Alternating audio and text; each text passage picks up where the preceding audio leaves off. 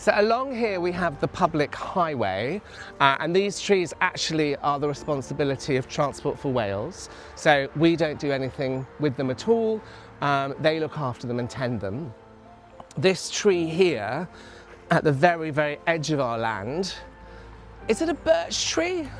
I don't know, maybe you can let me know what this tree is. Anyway, this tree here has a tree protection order on it, a TPO.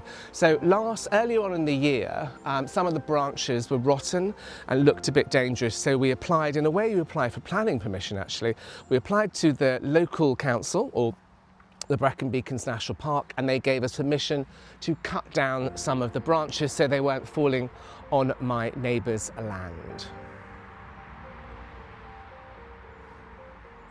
Now, as part of the planning application to do anything with the stables, we had to have a tree survey done where they plotted out all of the trees around the area so they could tell us how we could make sure they're protected during the build. And actually, I'm going to be sharing later on this video some protective fences are about to be delivered, and they'll be going up around the property to protect the trees.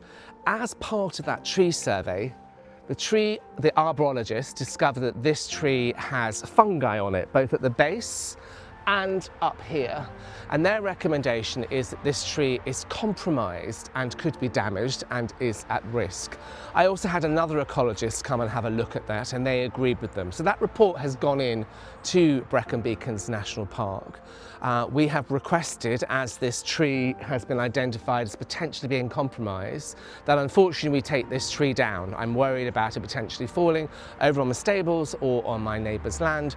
So far, the Brecon Beacons National Park has said no, they don't agree with the report, and this tree isn't diseased or in danger. So whilst that might cover me for insurance purposes, I'm still a little bit concerned about having this tree. So I'm going to invite the ecologist to come and have a look from the council at this tree, and if they come out, that's great. Otherwise, if they don't, I will commission a tree survey every single year going forward and send that into the council, highlighting how this tree is faring.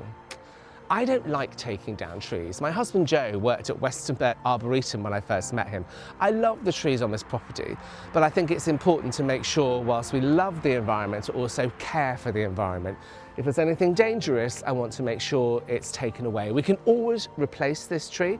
I love the idea of putting a silver birch or one of those lovely topiary mushroom trees, wherever it might be. If we take a tree down, I promise I'll always replace it. A couple of other things around the trees. When we had the tree survey, come and have a look at this.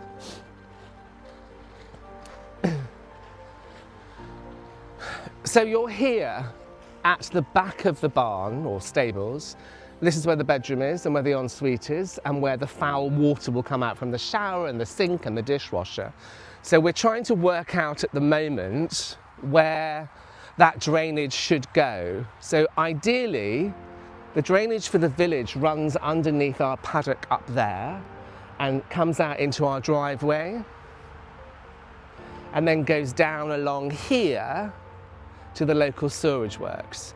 Ideally, we want to connect onto that. We have permission, and I'll be paying about £1,000 for a licence to allow me to connect to the waters.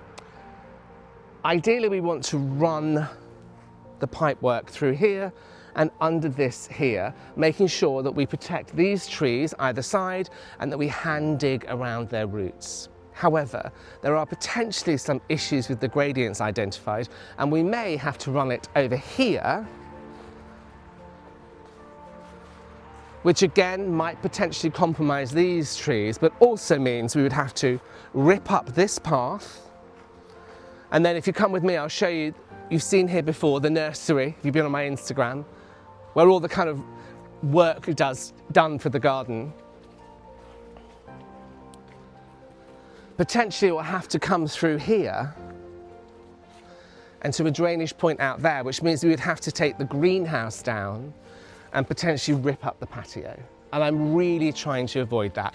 It's a bit of a working brief. This is very detailed calculations that are being worked out at the moment by our contractor. We have a visit on site in a couple of weeks.